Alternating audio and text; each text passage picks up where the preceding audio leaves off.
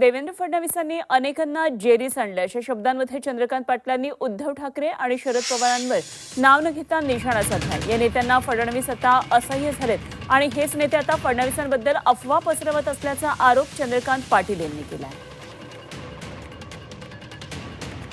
निवडणुका आता जवळ येऊ लागल्यानंतर राजकीय वर्तुळामध्ये मोठे आरोप प्रत्यारोप झालेले आहेत आणि याचवरून आता चंद्रकांत पाटील यांनी सुद्धा निशाणा साधलाय उद्धव ठाकरे आणि शरद पवारांवर। तर देवेंद्र फडणवीसांनी अनेकांना जेरीस आणले अशा शब्दांमध्ये चंद्रकांत पाटील यांनी उद्धव ठाकरे आणि शरद पवार यांचं नाव न घेता निशाणा साधलाय।